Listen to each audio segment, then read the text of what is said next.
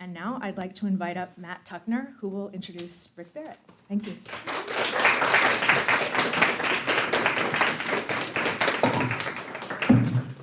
Can everybody hear me? That work? Okay. I first encountered Rick Barot's poems in a packet assembled by one of my undergraduate professors prior to Barot's visit to Bennington College in 2015. I think about the mornings it saved me began a poem entitled Reading Plato, the first poem in Barot's masterful debut collection, The Darker Fall. I think about the mornings it saved me, the poem began, and to my surprise, it refused to stop, threading the sculpted syntax of one single sentence over 11 tercets, barreling through a procession of luminous images, hearts penknifed on the windows of the bus, the pencil's curled shavings a litter of questions on the floor, resolving into the image of a lover's wings breaking through the skin of their back, the blood on the feathers drying as you begin to sense the use for them. Encountering this poetic sensibility at the time, encountering this mind in the darker fall that, to quote the late Stanley Plumley's introduction, broods not in a world, but in the world, this mind wherein honesty rides the thought, illuminated poetry as an art form of attention, as a genre concerned with representation, a way of showing how the world, under careful observation, both offers itself up and refuses imposition. This was a poetry where wasps held in by a shut flower at dusk are by morning released, dusty as miners, written by a poet with the ability to notice the white alp of a foot underneath a sheet. It is truly serendipitous that I now get to take a class with Rick, as I feel that I have been learning from his poems for years.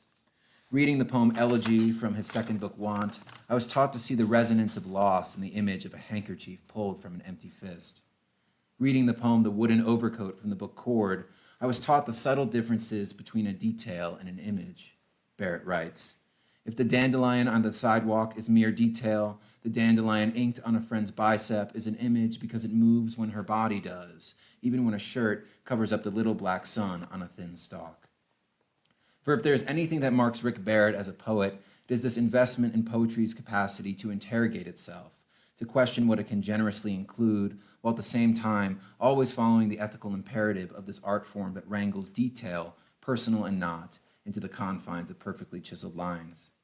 None of Barot's books beg these questions with more complexity and aplomb than his most recent book, The Galleons, a book centered around a series of expansive titular poems that bridge elegies for the poet's grandmother, who crossed the Pacific from the Philippines to the United States in the 40s, to larger investigations into the Spanish galleon trade, allowing the poet to explore inherent gaps in the archive, the reach of colonial logic, and the manifold effects of diasporic trauma. Beyond these poems, the book is full of a self-conscious awareness of the poet's relation to history and what eludes history, which, as Barot writes, is about what is included, what is made important. Throughout these poems, we encounter a speaker who undercuts the solidity of the lyric eye. We encounter a poet committed to scaling the walls of their understanding, a poet who, in the final lines of the book, writes, I used to think that to write poems, to make art, meant trying to transcend the prosaic elements of the self, to arrive at some essential plane where poems were supposed to succeed. I was wrong, the poet writes.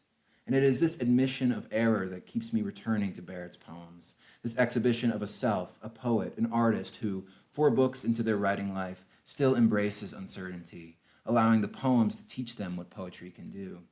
Yet what remains, and what always remains, is a grudging faith in the particular, the blooms that are a genius on the kitchen table, the punky little woods. And tonight, we get the opportunity to do what this poet is always doing alongside him. We get to pay attention. Rick Barot was born in the Philippines and grew up in the San Francisco Bay Area. His 4th book of poems, The Galleons, was published by Milkweed Editions and was longlisted for the National Book Award. His earlier collections include The Darker Fall, Want, which was a finalist for the Lambda Literary Award and won the 2009 Grub Street Book Prize, and Chord, all published by Sarabande Books. Chord received the UNT Rilke Prize, the Penn Open Book Award, and the Publishing Triangle's Tom Gunn Award. It was also a finalist for the LA Times Book Prize.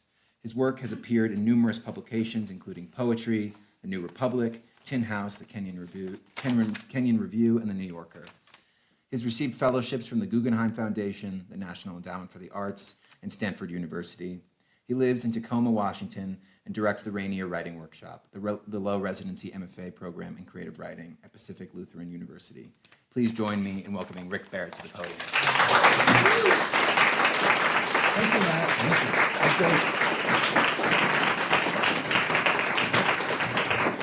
Hi, everybody. Can you hear me? Yeah? Okay. I always know I've gotten a good introduction and I'm feeling deeply embarrassed. And I'm feeling deeply embarrassed right now. So thank you very much, Matt, for that incredibly generous introduction. That was a lot of writing that you had to do. I also need to thank some other folks. Sadie Hoagland and Aaron Olanek. They've done so much to make this happen, so thank you to the two of them. And also to Michael Mejia and Kate Coles for making me feel so welcome during my semester here. And even though she's not here, Paisley Reckdahl is a very big looming presence, I know, for the poetry community here. I want to thank her for inviting me to be here in the first place. So any chance to gather and celebrate poetry to me is, especially these days, something that not only seems wanted, but also essential. So it's good to be here with you tonight. Thank you for being here. And I want to say, too, that this is just one of the most beautiful venues that I've ever read in. And this is gorgeous. I mean, I want to just sort of spend the time with the art. So what am I going to do? I'm going to read for about 30 or 35 minutes. And I know there's a colloquium tomorrow where there's going to be a conversation, but I think we should have some conversation tonight as well. So I'm going to maybe allocate 10 or 15 minutes towards the end for you all to ask some questions, because I imagine not all of you will be at the thing tomorrow. So I want to give you a chance to, tell me things and complain. Let me set up the time here. Okay. The first poem that I'm going to read is a poem that Matt referenced in his introduction. And this is a poem called The Wooden Overcoat. And this is from an earlier book of mine. And I like reading this poem because it feels like a kind of invocation, this poem. And I will tell you now that the title of the poem, The Wooden Overcoat, it's a phrase that came from a novel that I was reading by the novelist Ivan Doig, who writes a lot about Montana, especially historical novels about Montana. And I came across the phrase because he was describing a coffin, and the sort of like the word or the phrase that they were using for it, the euphemistic phrase was the wooden overcoat. The wooden overcoat. It turns out that there is a difference between a detail and an image. If a dandelion on the sidewalk is mere detail, the dandelion inked on a Brent's bicep is an image because it moves when her body does, even when a shirt covers up the little black sun on a thin stalk. The same way that the barcode on the back of another friend's neck is just a detail until you hear that the row of numbers underneath are the numbers his grandfather got on his arm in a camp in Poland. Then it's an image, something activated in the reader's senses beyond mere fact. I know the difference doesn't matter except in poetry, where a coffin is just another coffin until someone at a funeral calls it a wooden overcoat, an image so heavy and warm at the same time that you forget it's about death. At my uncle's funeral, the coffin was so beautiful. It was like the chandelier lighting the room where treaties are signed. It made me think of how loved he was. It made me think of Shoshone funerals, where everything the dead person owned was put into a bonfire, even their horse. In that last sentence, is the horse a detail or an image? I don't really know. In my mind, a horse is never anywhere near a fire, and a detail is as luminous as an image. The trumpet vine, the fence, the the clothes, the fire.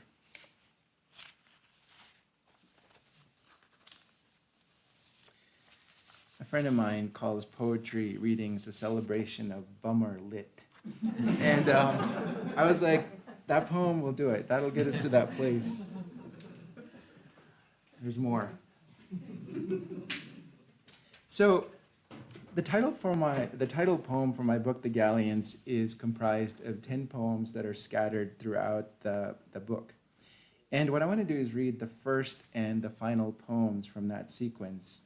So the book is ostensibly an elegy for my grandmother, who died at 92 years old in 2016. And so she is a woman referred to in this first section of the sequence. And this is called The Galleons 1. Her story is a part of something larger. It is a part of history. No, her story is an illumination of history, a matchstick lit in the black seam of time. Or no, her story is separate from the whole, as distinct as each person is distinct from the stream of people that led to the one and leads past the one. Or her story is surrounded by history, the ambient spaciousness of which she is the momentary foreground. Maybe history is a net through which just about everything passes, and the pieces of her story are particles caught in the net. Or her story is a contradiction, something ordinary that has no part in history at all. If history is about what is included, what is made important. History is the galleon in the middle of the Pacific Ocean, in the middle of the 16th century, swaying like a drunk who will take 6 months to finally reach his house. She is on another ship centuries later, on a journey eastward that will take weeks across the same ocean. The war is over, though her husband is still in his officer's uniform, small but confident among the tall white officers. Her hair is marcelled like a movie star's waves, though she has been too sick with the water's motion to know that anyone sees her. Her daughter is 2 years old, the blur of need at the center of each day's incessant rocking. Here is a ship. Here is an ocean. Here is a figure. Her story, a few words in the blue void.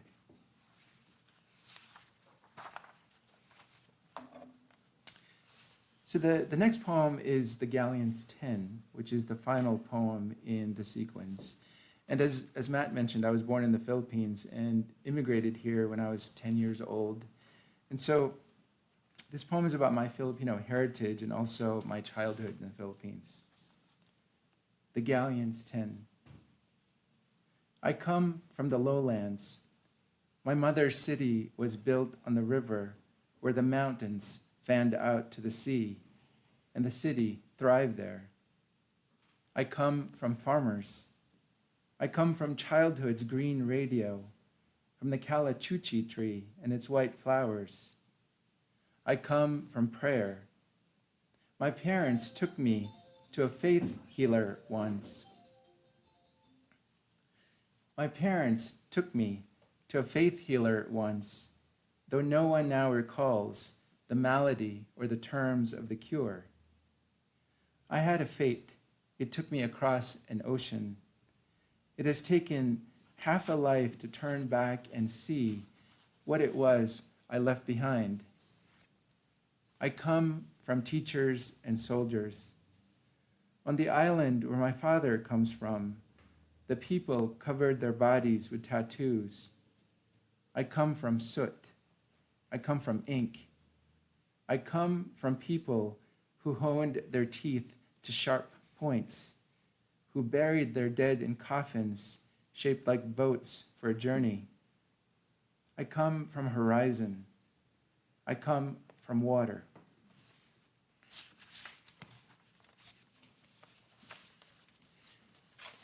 So as Matt also mentioned, I usually live in Tacoma, Washington, which is just south of Seattle.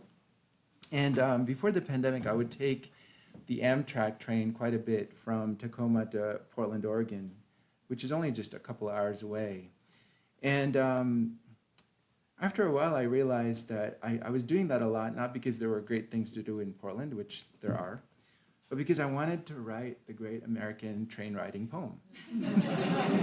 I think it's a genre that every poet should tackle. So this is my attempt at that poem that you write when you're riding a train. And this is called Cascades 501. And the name of the train that goes up the West Coast, I think it starts in LA and goes all the way to Vancouver, is the Coast Starlight. And so this is the name of the specific train that I was taking when I wrote this poem. And it's called Cascades 501. The man sitting behind me is telling the man sitting next to him about his heart bypass. Outside the train's window, the landscapes smear by, the earnest, haphazard distillations of America, the backyards and backsides of houses, the back lots of shops and factories, the underpasses of bridges, and then the stretches of actual land, which is not so much land, but the kinds of watercourses and greenery that register like luck in the mind. Dense walls of trees, punky little woods, the living continually outgrowing the fallen and decaying, the vines and ivies taking over everything, proving that the force of disorder is also the force of plenty. Then the eye dilating to the sudden clearings, fields, meadows, the bogs that must have been left behind by retreating glaciers, the creeks, the algae broth of ponds, then the broad silver of rivers, shiny as subway turnstiles. Attrition, dispersal, growth, a system unfastened to story, though the green site itself was beyond story, was peacefully beyond any clear meaning. But why the gust of alertness that comes to me every time any indication of the human passes into sight, like a mirror, like to like, even though I am not the summer backyard with the orange soccer ball resting there, even though I am not the pickup truck parked askew in the back lot, its two doors opened wide, and no one around to show whether it is funny or an emergency that the truck is like that. Each thing looks new, even when it is old and broken down. They had to open me up, the man is now telling the other man. I wasn't there to see it, but they opened me up.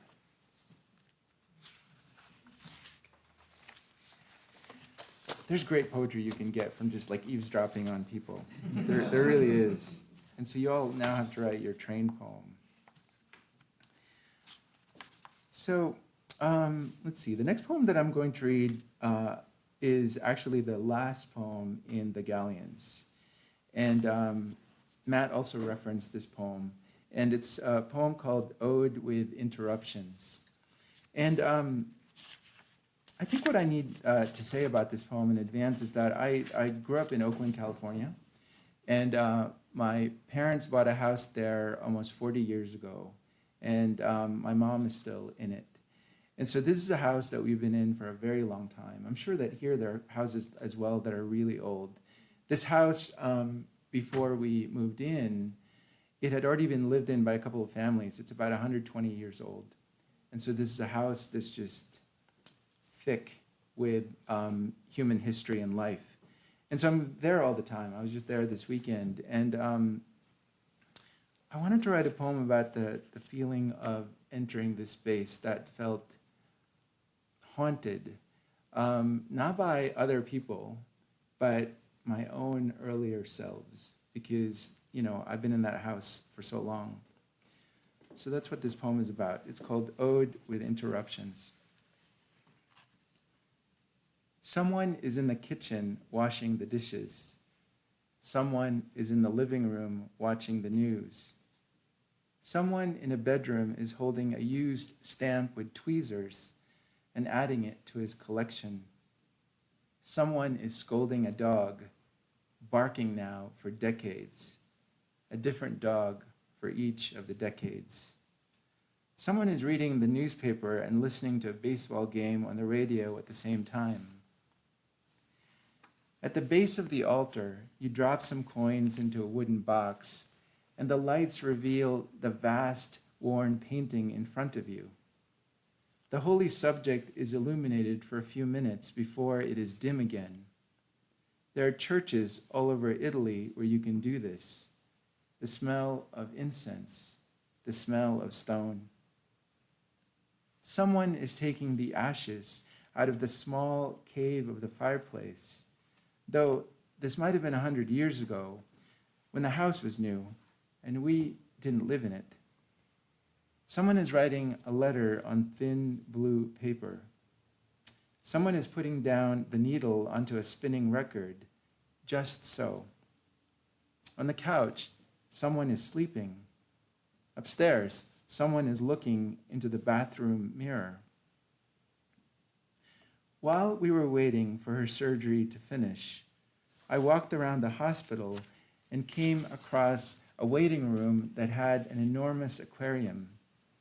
The blackfish with red stripes, the yellowfish with blue stripes, the triangle fish, the cylinder fish, the little orange schools, and the cellophane glints of their quick turns in the box of water, among arrangements of coral, that city of bones. Someone is walking down the creaking staircase in the dark, a hand sliding on the rail. Someone is on the telephone, which means nobody else can use it for another hour. Someone in his room is doing homework, me or someone almost like me, 20, 50 years ago. Someone is reading in her room. Someone is talking to the gray wall. Someone is talking to the gray wall. In summer, on a hot afternoon, someone peels at a corner of wallpaper and sees only more wallpaper underneath. I used to think that to write poems, to make art, meant trying to transcend the prosaic elements of the self, to arrive at some essential plane where poems were supposed to succeed. I was wrong. I love poetry. I've been writing a lot of poetry, over 30 years, but I'm deeply skeptical of poetry.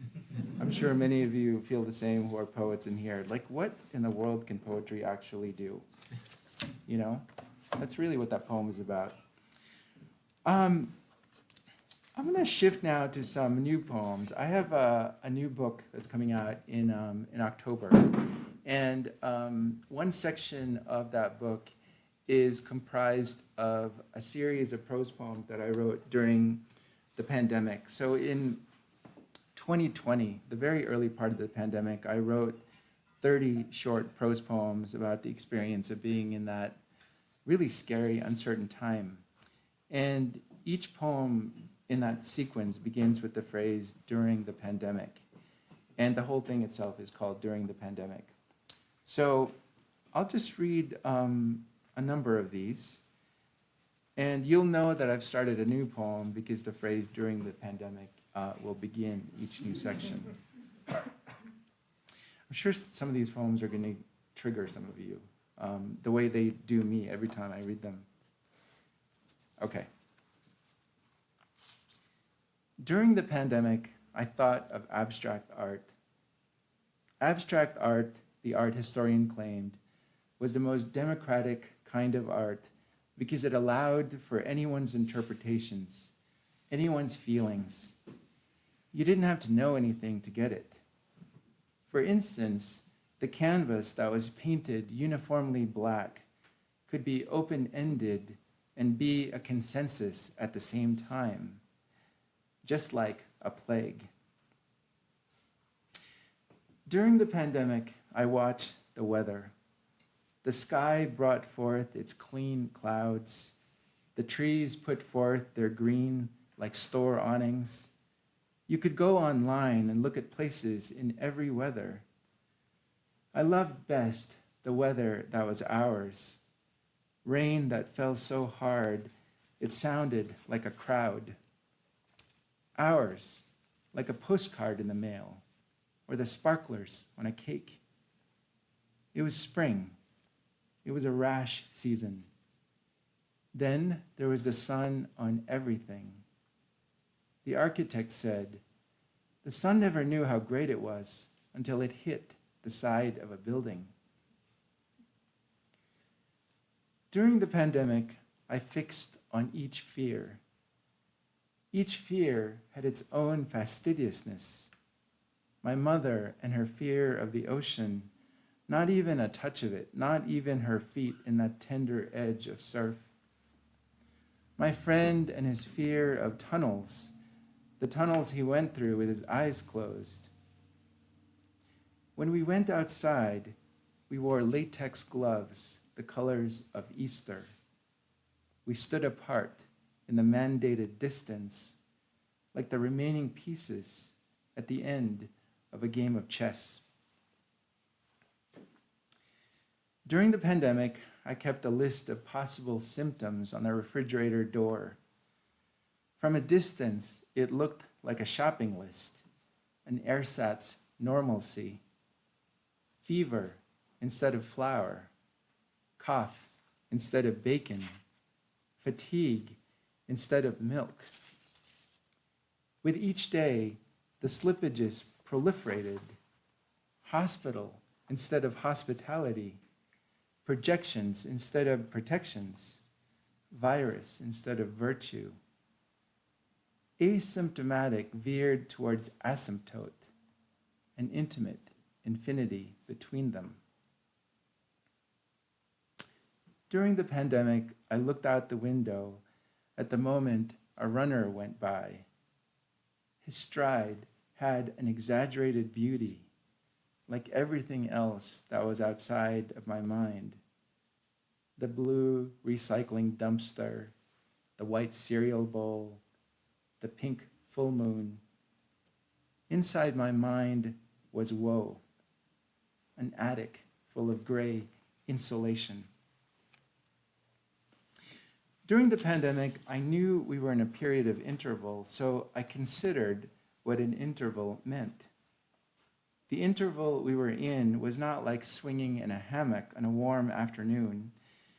It was not like making a lesson plan to be taught. It was not even like being inside a car wash and its cleansing tempest.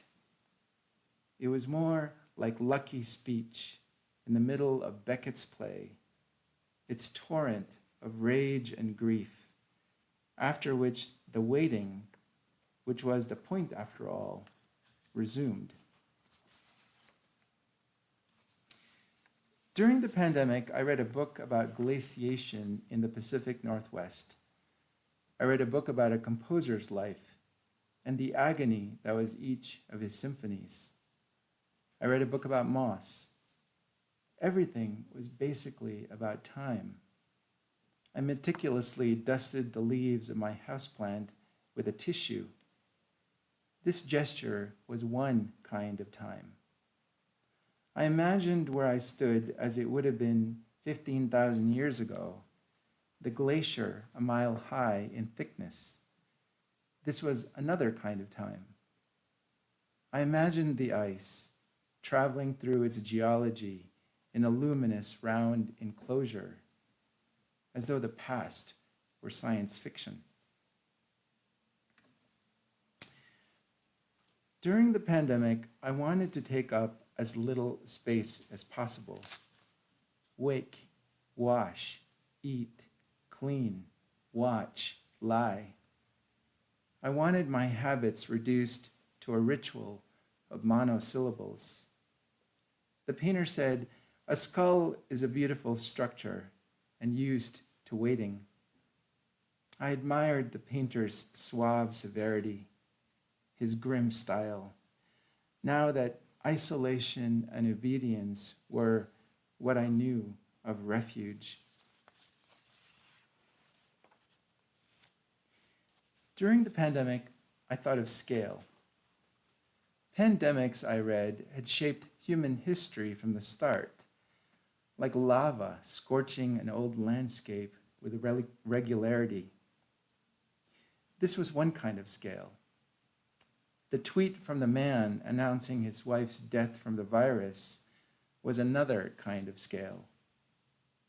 Soft, the size of my face, the mask I wore to the store was one kind of scale. The racist violence being done to people who looked like me was another kind of scale. A scholar wrote, "The poem is the speech of citizenship." And I laughed. During the pandemic, I couldn't distinguish between solitude and loneliness, between trivia and news, between restraint and prohibition. I went to the empty track of the high school and felt as a mending, walking around in circles. The gulls above me looked like scissors. I thought of how we thought of nature as an infinity, and this was part of our calamity.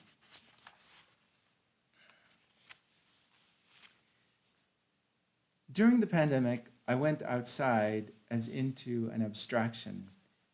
Every body a vector, every public space a possible inflection point, the very air a moral injury. But there is no abstracting this. The bus driver died, the shoemaker, the chef, the playwright, the nurses and the doctors, the ambassador, the princess, the leader of the band, the scholar of Derrida. This is the last one from the series that I'm going to read. During the pandemic, I praised the cherry blossoms. I praised my lungs. I praised crying. I praised the faces of my students checkerboarded on the computer screen.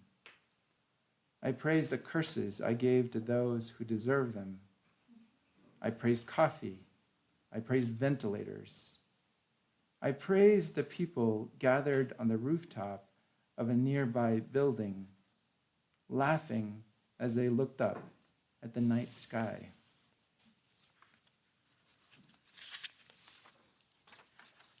So that was my pandemic. I'm going to finish up by doing something reckless and scary. So for the last year, I've been working on a book-long prose poem project. And I'm envisioning that the project will be about 75 poems, 75 pages. And I've been having such a good time here that I've been writing quite a bit of that project. And I wrote 3 pieces this week, and I'm going to read those 3 to wrap things up. So I'm going to give myself a scare. Hopefully not you in the process. So I'll say a little bit about the project. The name of the project is Shadow Machine. And that phrase is from some lyrics of a band I really love called Big Thief. And so the poems are all very different from each other. They touch upon many different things in my life. I had, my father died this past year. I had a long relationship end, and all kinds of other things are appearing in the sequence. And so these 3, I found a little cluster that I thought I would read to you to close out tonight. And then I'm going to ask you to ask me questions. So hopefully you have some of those.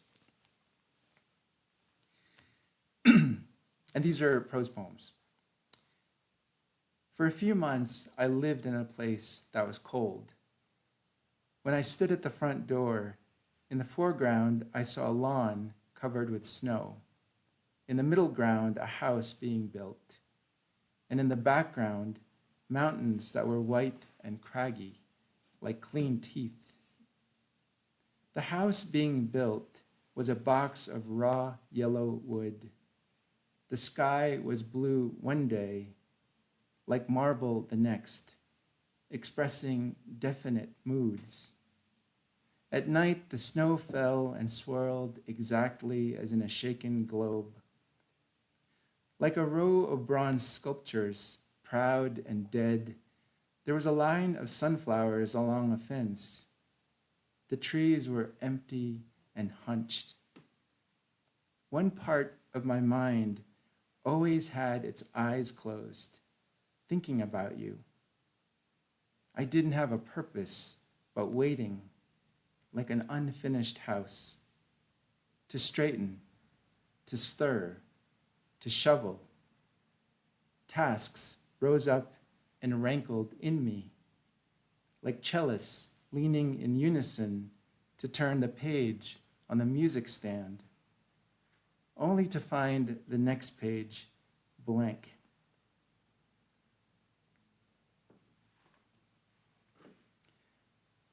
I think of the man lying on a bed of nails.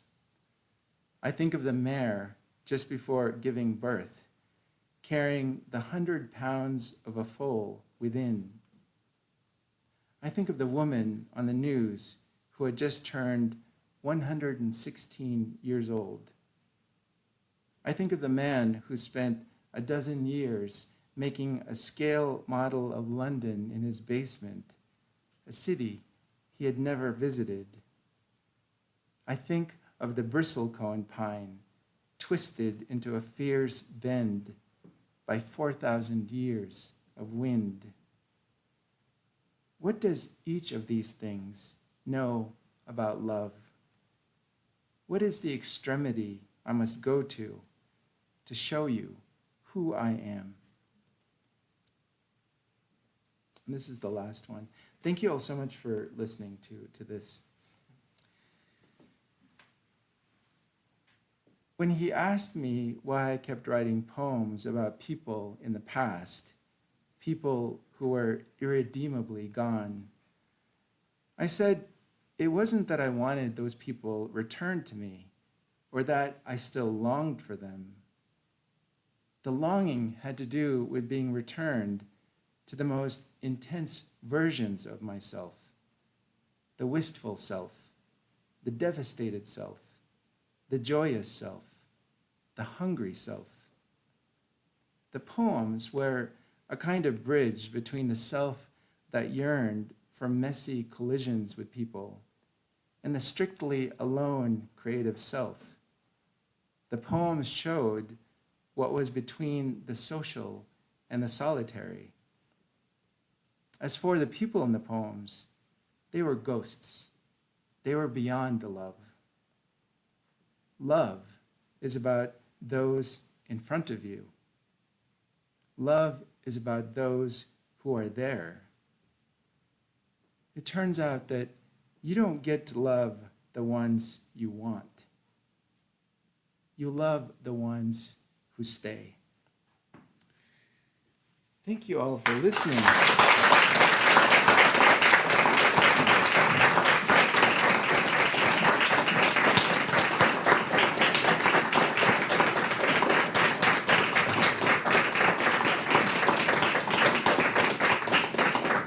So I will admit that my hands are shaking because those 3 poems that I just read, I'd only read those to myself in my house. And to actually bring those here tonight, geez. So what questions do you have? I think we have about 10 minutes or so for that. You can ask me about anything. Yes, please. Thanks so much for the reading. So in this gallery, what are the details for you and what are the images? Oh my God. The poem that I read is really about the blurriness between those 2 definitions and how they feel like very pedantic sort of distinctions between what a detail and an image are. My definition of image is that it's a sensory experience, whereas a detail is, there's a hierarchy between the two. And so I guess what I would do is go around this space and the next room and ask, what is the thing that activates the most sort of my self in a sensory way?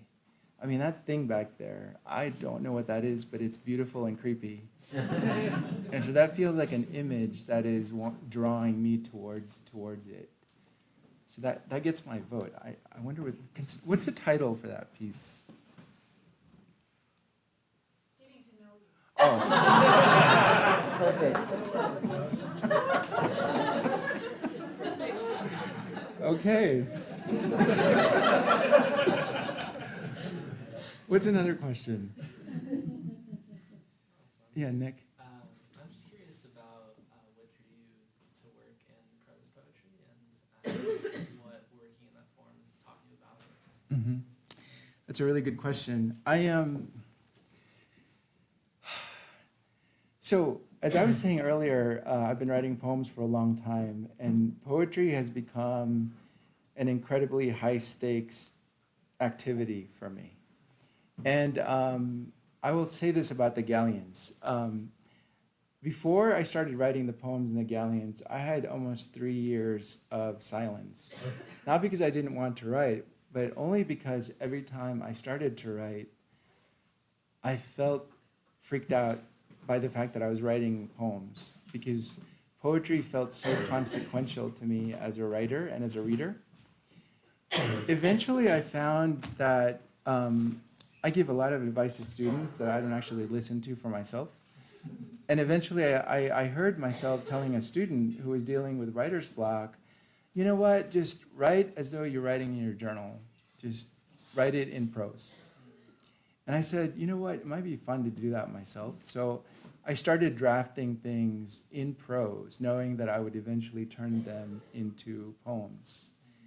And so that's how the Galleons, the book that I was reading from, that's how it started. All those drafts were prose poems that I then transformed into the couplets that are there now. But I got really seduced by the idea of the prose poem, even though I eventually turned those poems into lineated poems. And a part of me wanted to go back to that space wherein, you know, I could just write in that way and not worry about things like line breaks and stanzas. And what happened was that when I just started writing prose poems, I realized that without the things that you have in regular lineated poems, you suddenly have to feel like you have to create different intensities and different methods of pacing that you usually get with lineated poems. So I got really fascinated with the things you could do to create those effects within a prose block. Syntax became very important. Imagery became very important. Because, you know, if you have a prose block, it tends to be flat in a certain way. So it became this kind of technical problem that I became fascinated by. And I'm really looking forward to going back to lineated poems, though. Thank you for that. Other questions? Yes. This is possibly related. How do you think of the relationship between the poem and the essay? Between the poem and the essay? Oh, that's a big question. I write both. I have, in fact, just finished a collection of essays on poetry and art. And I think for me, writing the poem versus writing the essay, it has to do with the depth of inquiry that I want to take on. In a poem, it's a very quick, it's like this flash of awareness that you want to capture. And so there are certain kind of images or gestures that a poem can encompass, at least in the poems that I write. But in the essays that I've written, those things required research, heavy digging of certain kinds, and making a kind of argumentative or narrative sense that I wasn't necessarily feeling obliged to have in the poems. And so it just required a whole lot more material to write the essays. Although a lot of the essays are actually in lyric essay form. So they're also kind of utilizing the kinds of effects that poems have, an emphasis on imagery, on certain kinds of leaps, certain kinds of like discursive structures. But it really comes down to just sort of how much information or material do I want to gather.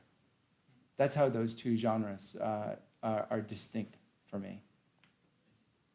Did that make sense? Okay. What else? These are all very nerdy questions. I love them, actually. It tells me that there are writers in the room. Yeah.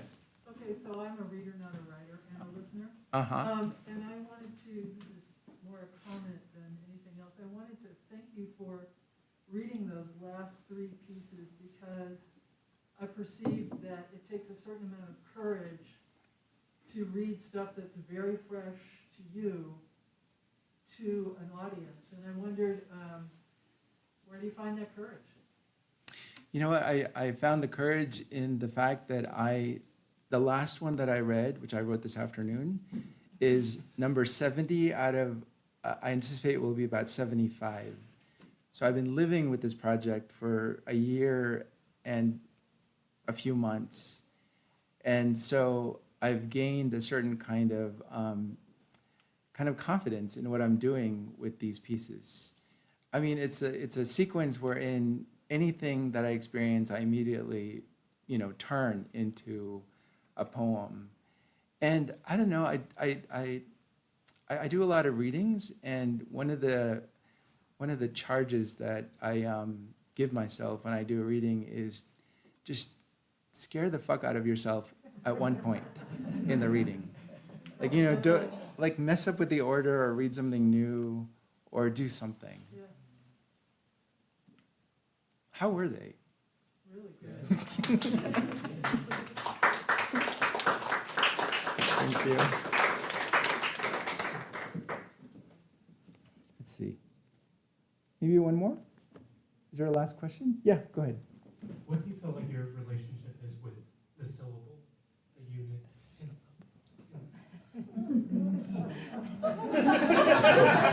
That's a question.